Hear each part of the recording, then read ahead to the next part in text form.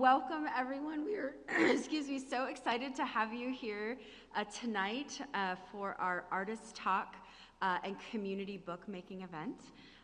We are marking the 90th anniversary of the Holodomor famine in Soviet Ukraine. So my name is Stephanie Stillo. I am the new chief of the Rare Book and Special Collections Division. And I am truly honored to be introducing you to our artist this evening. Her name is Licia Maruszak. Is that, I always get your last name wrong. So a little bit of background. When I first met Licia several months ago, she was completely and wonderfully occupied in a video project on the Saskatchewan prairie. So myself, having roots in the Kansas prairie, I found this totally fascinating. But hearing her talk about this wonderfully immersive film project that she was involved in, and the way that the land and the sky became these active participants in her work and her project, I immediately knew that she was someone that we wanted to collaborate with. She had a vision, and it was beautiful, and she was able to really convey that for the project she was working on. Now, I think of Licia as a book artist, and she is, but I am incredibly intrigued by her ability to work across various media.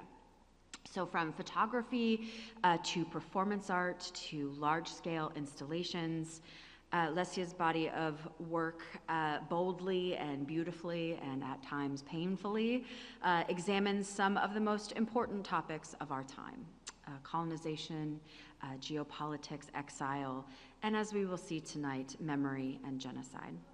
So I am not alone in my admiration of Licia's work. The National Holodomor Genocide Museum in Kiev named her Mobile Memorial Project Maria as the most important exhibition on the Soviet Ukraine famine genocide. Additionally, Licia's monograph Maria won the Kiev International Book Festival Grand Prix Award and Experimental Book Award. The accolades continue. So her limited edition artist books are held in collections around the world, and we have several of them out for display this evening. So we have Transfiguration from 2018 and This Land from 2022, and we are lucky enough to have a proof of her newest work, Spirit and Traces, from this year. It's new, so get your sneak peek in the back there. Now, Licia is the kind of artist that absolutely wants you to engage intimately with her work. However, tonight, if you would like to explore the books in the back, please let us help you with that. Saying that, if you would like to explore these books a little bit more and in a more intimate way, please come and see us in the Rare Book and Special Collections Division. We are very friendly people, and we are happy to pull those for you so you can have a more intimate experience. So, after Licia's talk this evening, we will be hosting a community bookmaking event. You probably have seen in the other room that we have all kinds of interesting stuff out on the table. Licia has kindly provided materials, so everything from leather and dyed paper to Xerox sheets and printed fabrics. It's really extraordinary. This activity is obviously completely optional, but I really encourage you to take advantage of the moment that we have tonight. So, you know, I've been thinking about this a lot, and as we all know, talks, you know, we go to talks and we often have so little outlet for our own feelings and reactions, right, to what we've just heard and experienced. So Licia is not only encouraging us to have a reaction, but also to create our own containers of memory about this topic. Now, what's very special about this is that our creations will be included in her larger memorial project on genocide and memory called Project Maria. As you deposit your book this evening, we will also extend an offer to take a photograph of just your hands and your book, I think in a very poignant recognition of your own labor and involvement and reflection on this topic. So, without further ado, I am going to turn it over to Lesia to talk a little bit more about her ongoing projects. Lesia.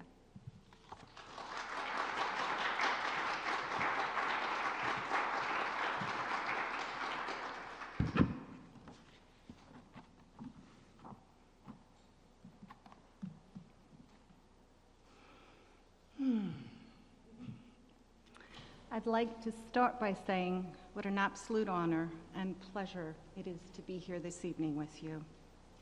I'd like to extend my thanks to the Library of Congress, to Dr. Stephanie Stilo, and to everyone else who has made this event possible this evening. When a book holds your memories, for me, books are like a thread that hold together the people and places of my life. Those I never knew, those I loved and lost, and those whose stories I tell. Before I move on to my formal notes, I'd like to share 4 memories with you. Memories that I believe have made me a maker, and specifically a maker of books that hold memories. My great-grandparents came to Canada in 1896. I don't remember them, and they remain as ghosts in my family album. However, they put a marker in the Canadian soil, a marker that bound me to Canada and to Ukraine, and a marker that bound me to stories of exile, displacement, migration, and trauma. My maternal grandmother came to Canada after the Great War. She came with a suitcase and a prayer book. She told the story of the prayer book, which was gifted to her by her mother, a woman she would never see again. And in listening to my grandmother's stories, what I learned was that I would too come to hold memories of experiences that were not my own, but they would be memories that would follow me a lifetime. Now, I grew up in the Canadian prairies. There we go. This is a tree not very far from our farmland. And when I was growing up as a child on the farm, I don't recall having a lot of books, but I loved books. I devoured them. Clicker and I are having a difficult relationship. And this is a photograph of my father and I. My father always waited. He was a very patient man. But I never forget the moment when he and I went to Saskatoon, the neighboring city. He gave me $20 and I went to the bookstore. And I bought this pile of books. And I went home. I read about the strife in Ireland. I read about the Holocaust. And it's only now that I realize I wasn't able to read any books about the Holodomor, the genocide in Ukraine. There was a gap. And as I reflect upon that, it's a very odd situation to be in when the erasure of your people, the genocide of your people, does not have a place.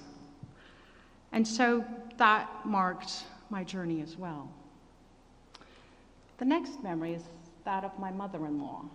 Now, she lived during Stalin's reign in Ukraine. The Soviet secret police came and took her entire family. And so her memories, those that rest with me, are of how precious a book can be, a book that is wrapped in brown paper so that nobody knows what you're reading, a book that is packed in very small circles, authors that write books that they're later sent to prison for.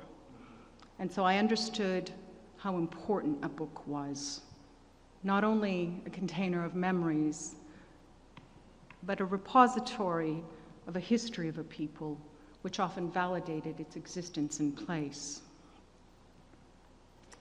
And finally, I ended up as an artist in residence at the Maine Media College workshops, and that's where I made my first book, which is in the collection here, Transfiguration, and this book was about the Holodomor, I finally closed the gap and made my first book on genocide. And I can't tell you, as I stood there sewing that book, I think I sewed all of the books in 1 to 2 days. I could barely feel my hands. The pain was so intense. And I remembered, all I could think of as I was standing there and sewing was my grandmother, of all the garments she had embroidered for me throughout my life, and of that labor of love. And that is the love that I put into that book as I finally put a book on the shelves that told the story of the Holodomor. And so I realized that I would become a maker of stories of lived experiences that were not my own. And this evening, I truly hope that you all accept the invitation to join us in making a book. I hope that you bring to that your own memories, some that may be hidden far away, others that you may carry with you every day. And I hope that in sharing with you some of the stories I'm going to tell you in the next few minutes, you will create some new memories, what I refer to as prosthetic memories.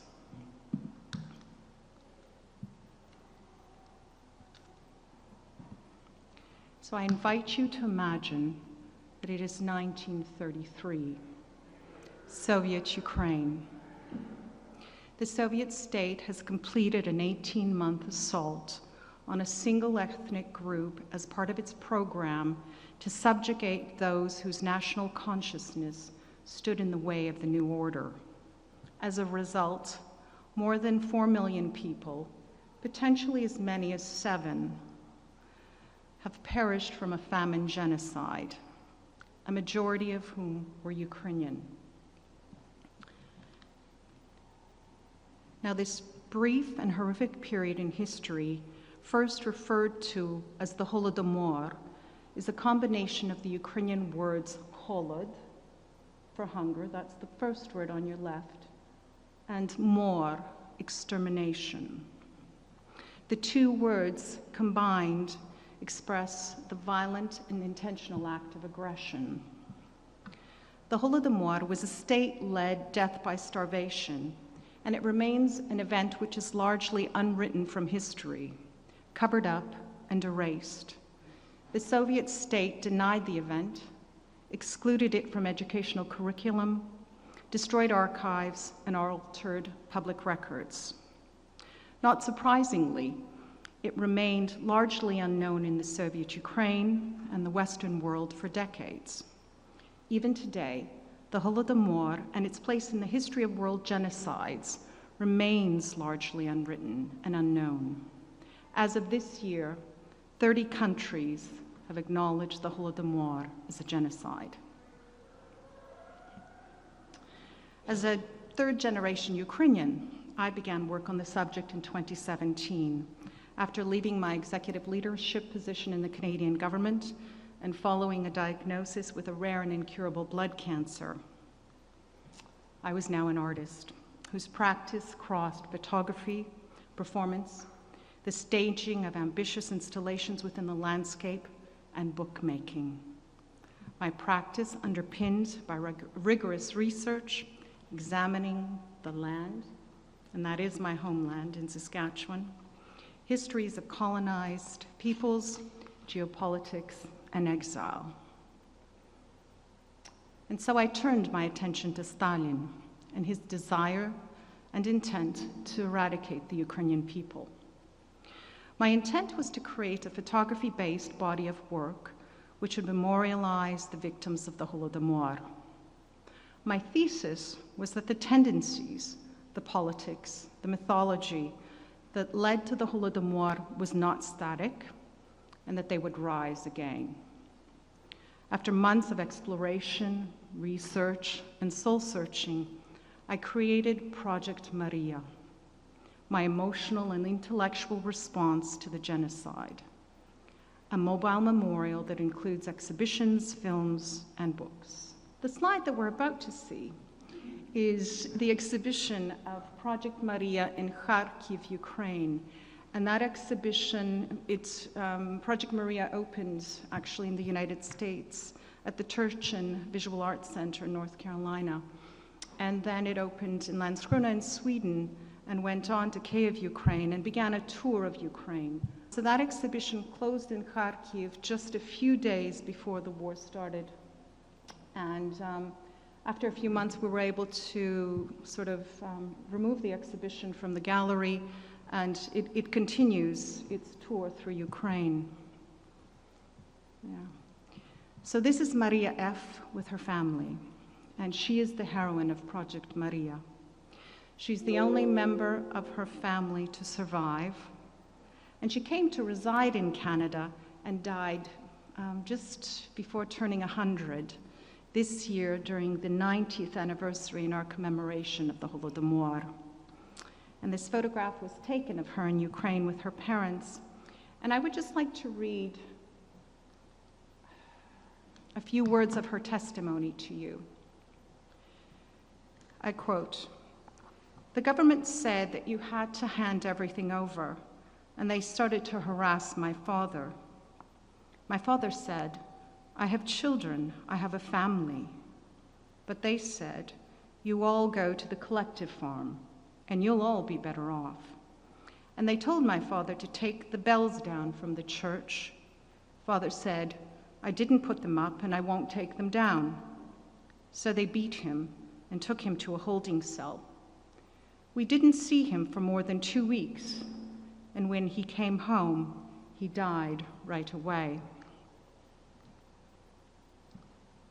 When wheat or rye was harvested, they used machines and left stalks in the field. So my mother, on her way home, collected stalks to cook something. A brigadier took away the stalks and beat my mother. My mother came home, lay down on the bed, and never got up again. I don't know how long she lay there, but that's how she died. I remember that my brother, after gathering whatever he could in the field, cooked some soup. We all sat around a big bowl. Nobody had plates, eating that soup. My brother asked my mother if she was going to eat, but she didn't respond. We were hungry, so we started to eat. My brother's father came into the house and asked, "Is mother sleeping?" We were silent. We didn't know. So he called out to her, "Katerina, Katerina," but no one answered. So he went up to her, but mother was already dead. We didn't know when or how. My sister Ksenia died in bed by my side. I didn't even know she was dead. My mother wanted to give her something to eat and called her, "Ksenia, Ksenia." And I said, "She's sleeping." Mother went to her, and she was already cold. Imagine what state I was in. I didn't understand anything. Hunger kills.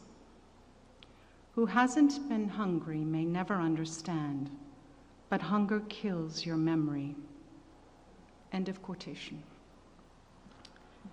I place great importance on the discrete experiences of the individual, as I believe it's hard for us to feel empathy or connection with statistics, which can sometimes be overwhelming, if not even numbing. And within the Project Maria, I made several different bodies of work, and one of which was inspired by the diaries and photo albums of Alexander Weinerbacher, who was an engineer in Kharkiv, Ukraine during 1932-33.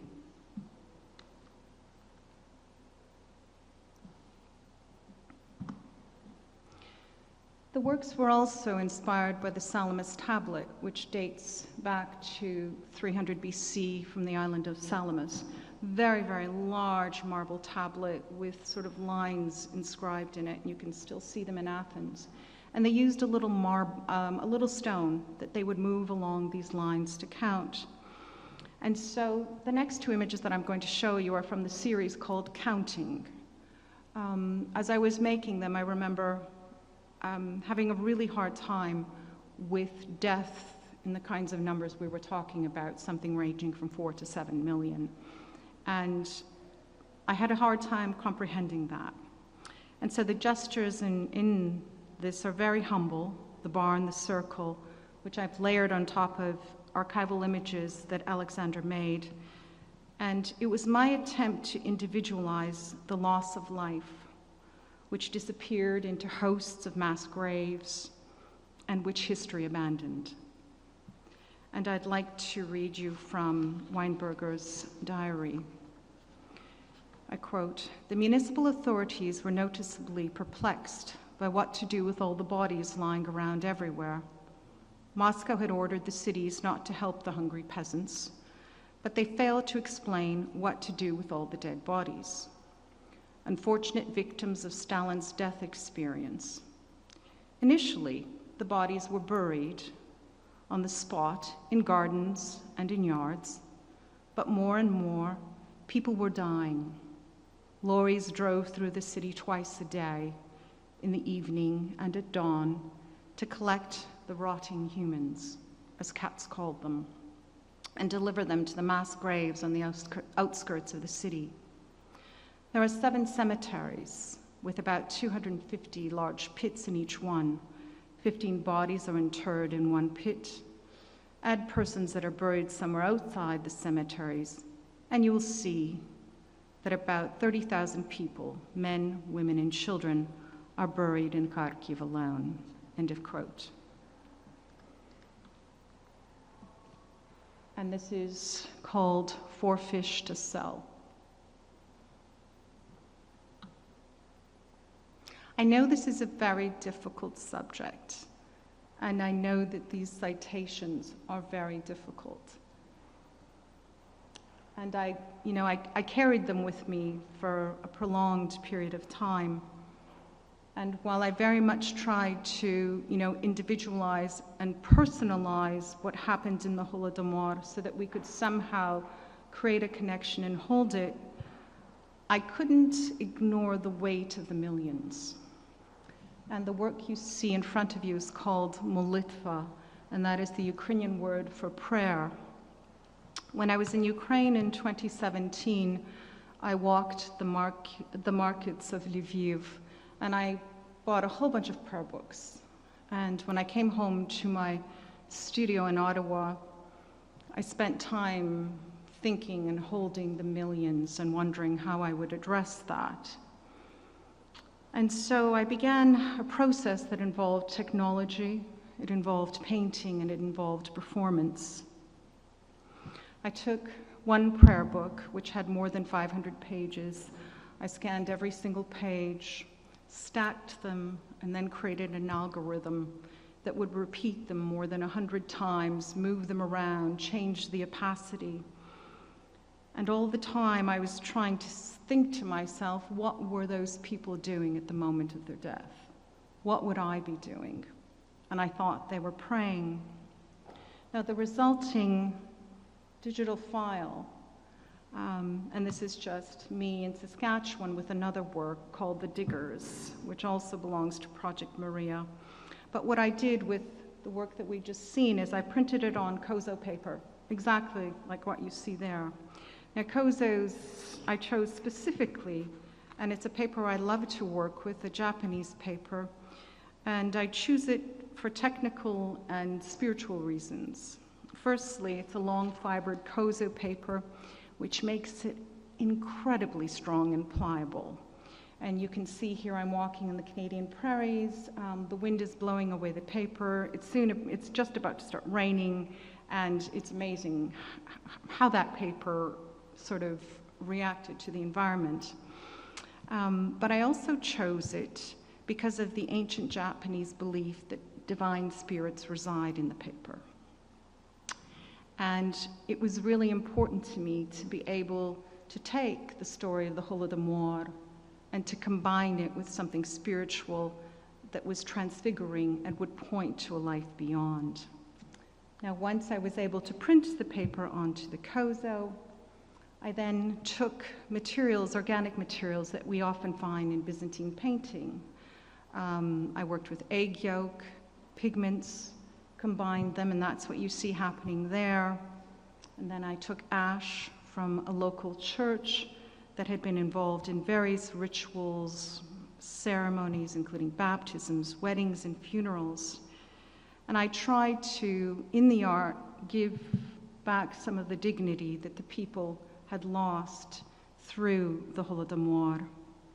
And when my work was complete, I realized that while it was important that a trace of the source image remain, I really wanted to create an opening for the audience to explore the work, to try to decipher and understand what they were seeing, and to come to a sense of their own meaning. And this is another work called Home, processed in the same way. This is Maria's doll. And I'm just going to read my last citation. And this is from the Wienerberger diary again. Witnessing such a spectacle, bodies being collected on the street, would make anybody's blood run cold. Dead children were torn from their mothers, howling with grief. Weeping children were taken from the dry breasts of their dead mothers. Children screamed and groaned. Old men held out their bony, wrinkled arms, their eyes clouded with horror. One woman, whose dead child was forcibly removed from her breast, pleaded with the guards to bury them together. A cruel, cynical paramedic grinned at her. "My dear, you'll be ready in the evening. We'll take you then."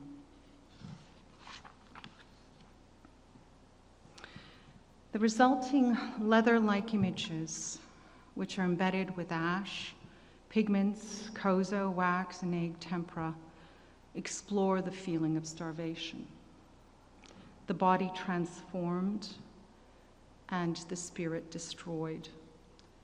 And for me, it was, beyond a doubt, the most difficult to work with the children. That kind of innocence caused to suffer in such profound ways. And so I remember at one point I had curated the work of an artist whose work I adored. I thought, maybe I'll just ask him to help me, right? I can't do this.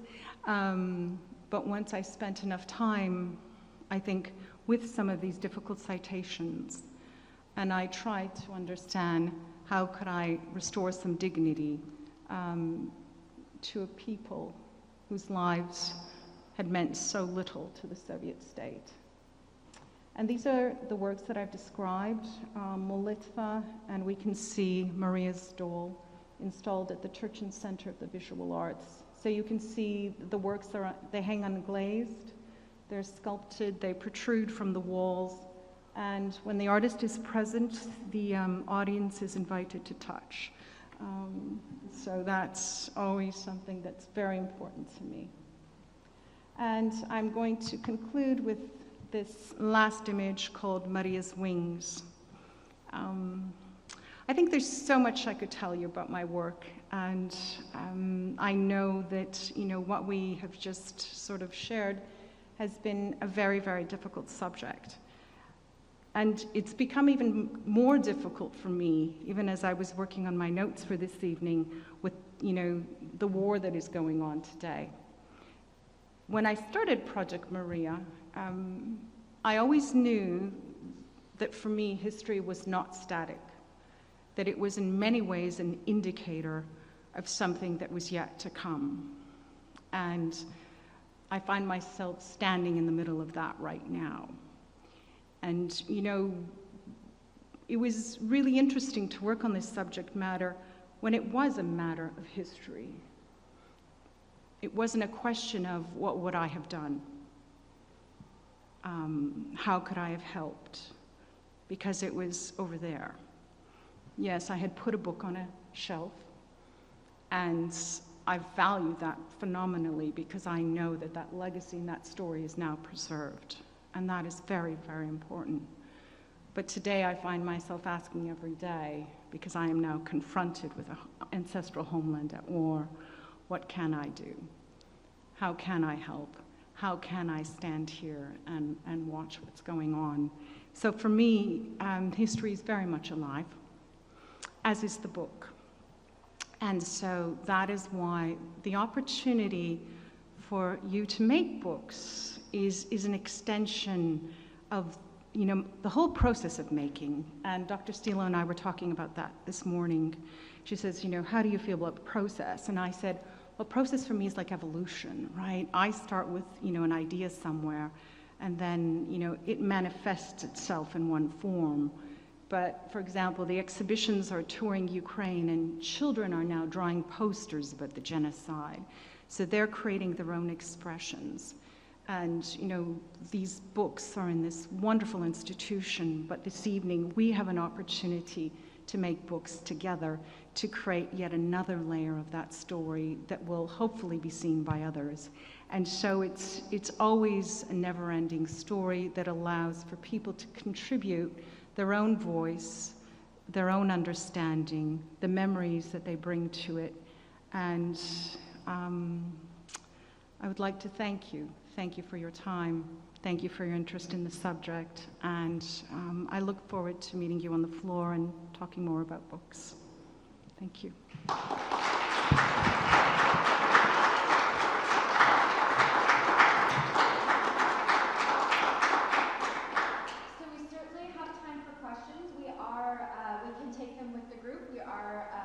Certainly very intimate here, so I'm going to actually ask you back up and we can do house next here. Dan, I think we're going to go ahead and start off with you. We have a microphone, so give me just 1 second to get that to you.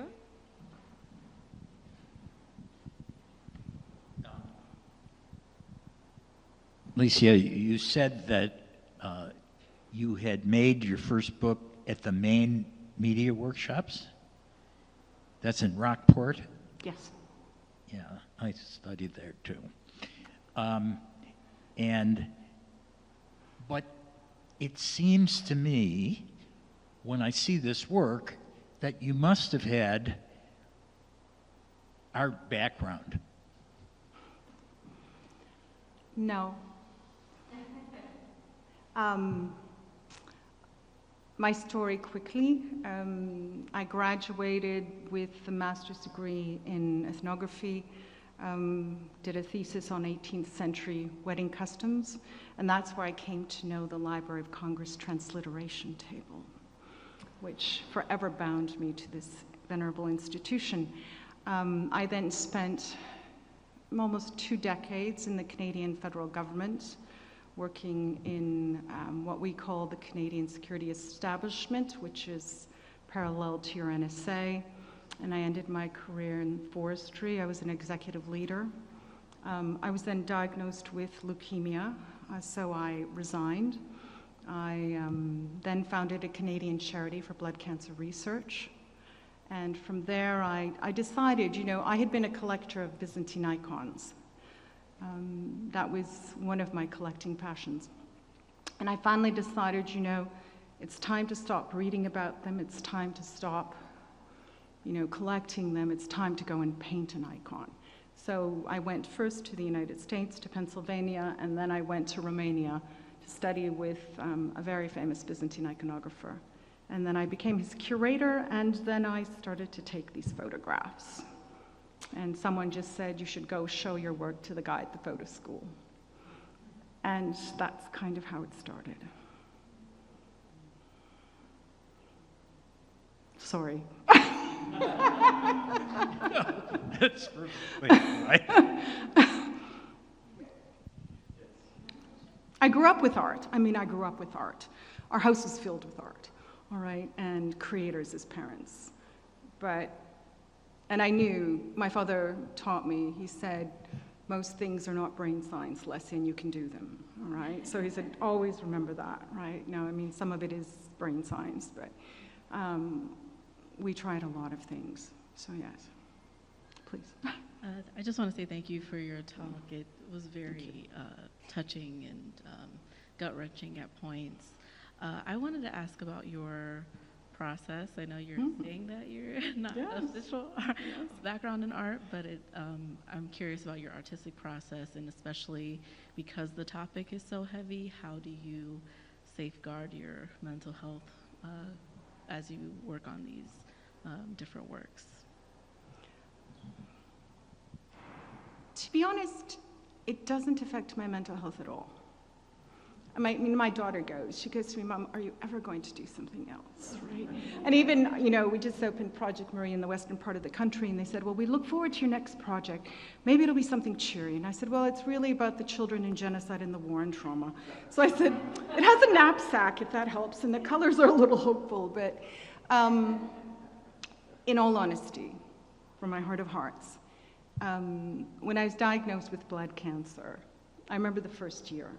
I thought I was going to die all the time, right? I said goodbye to the flowers in my garden. I took nothing for granted. And then when I realized, I could tell myself all kinds of stories, right? We tell ourselves stories. And I decided, I'm taking control of the story here, right? So I said, the story's going to be this. My grandmothers both lived to 96. That's my story. I'm going to live to 96. Done. And then I thought, but you have been given life. And so I came to art, all right? I came to this. And I accepted that I am a storyteller.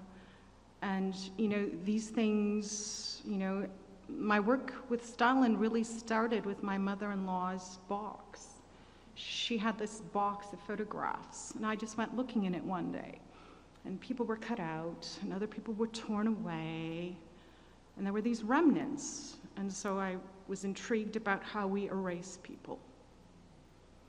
And then when I finished, a body work called Erasure, Memory, and the Power of Politics, I then went on to genocide because that was Stalin's next step. So for me, it truly is. It's just an evolution of the narrative that now fills my life. And I actually draw great strength from it, because I see that, we show it in Ukraine and the people are empowered by the work. And so I guess, as horrific as it is, there is something terribly empowering in restoring justice and bringing these stories to light.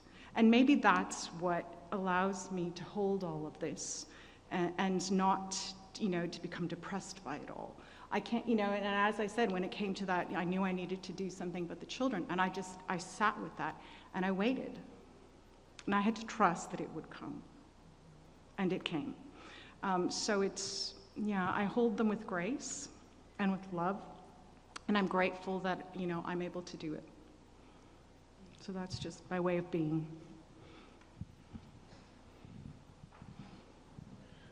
Thank you for a really touching talk. You said something that really sparked something in my memory, and it's about, I was thinking when you were talking that these efforts at cultural erasure continue, I don't mean just in Ukraine, but also in the nature of modern culture. Mm-hmm.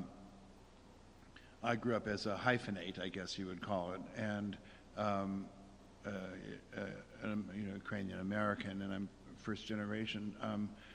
And I recall a Canadian program called My Father's Village, I think it was, where a Ukrainian Canadian who never felt quite Canadian went back to his father's village, where he discovered he wasn't quite Ukrainian either. And this sense of how does one achieve an identity when we're so drawn to the culture. I was raised in a Ukrainian home. I was always different. We took different holidays. I had red boots and blue satin pants that I had to dance in. And I remember the day we stopped speaking Ukrainian in the home, which was 1956, when the FBI stopped by and told my mother that they were aware that she was writing to Ukraine. Right. And we stopped speaking Ukrainian in the household. I once asked my nephew if he knew why he didn't speak Ukrainian, and he had no idea. And it's this loss that's very hard to regain. So I wonder if you could talk a little bit about your own accumulation of, because it comes from stories. Right. That's how I've built mine. If you could talk a little bit about how you've changed over time in terms of your identification, in terms of that nasty little hyphen that we have to live with.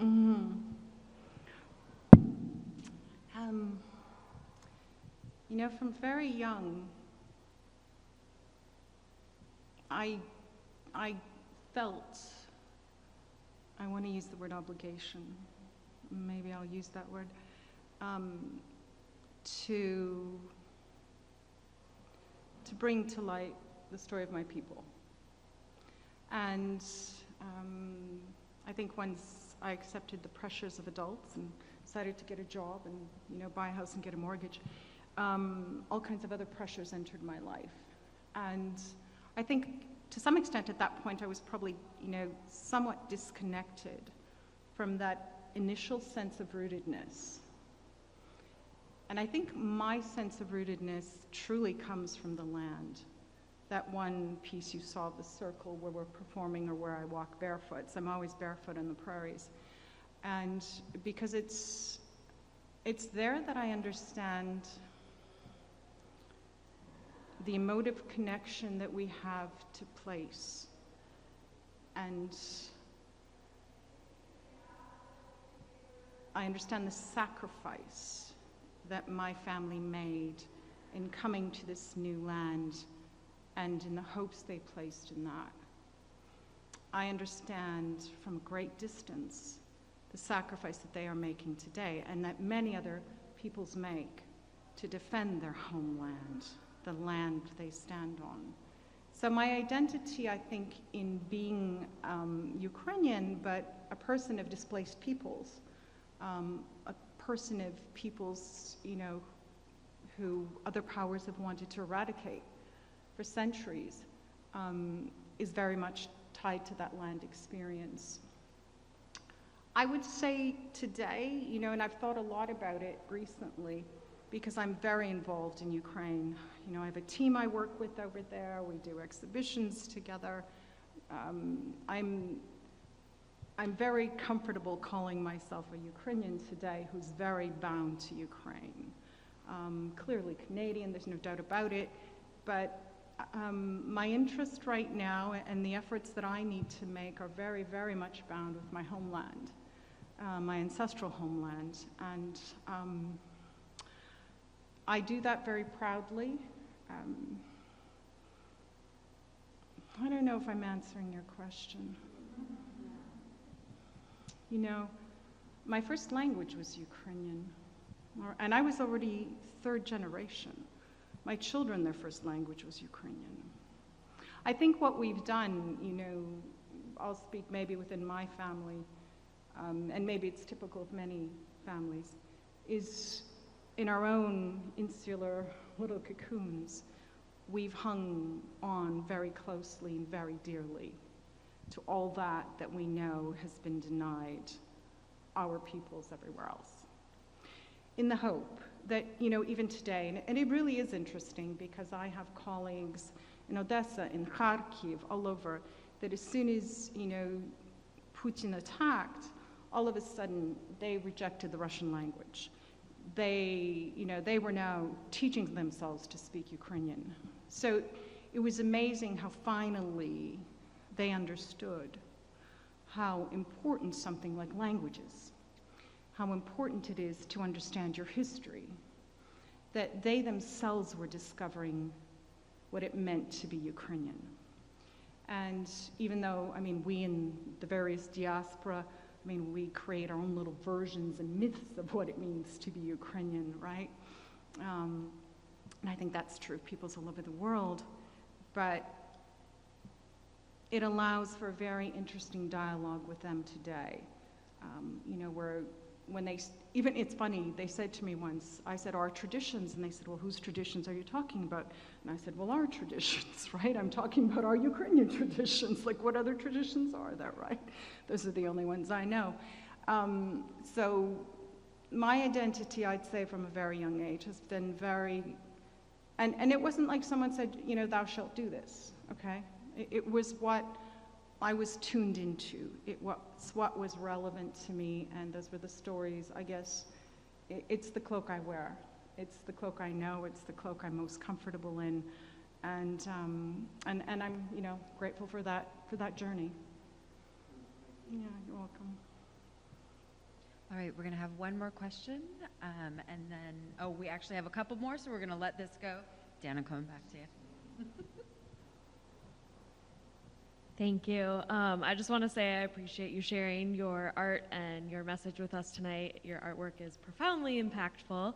I actually have two questions related to the history of genocide, or rather lack thereof. You had mentioned how the Holodomor is not in the textbooks about genocide, and I, in fact, in college got a minor in Russian, and I know very little about this, and that is incredibly embarrassing, and also, I think to your point, just astonishing how it doesn't fit in that complex. But then it got me further thinking that, do we have good history on genocide at all? I mean, I feel like I learned about the Holocaust growing up, but I only learned about the Rwandan genocide in an elective, and I only learned about the Bosnian genocide in college, because, and so, yeah, I guess a lot of thought in that question, but do you have,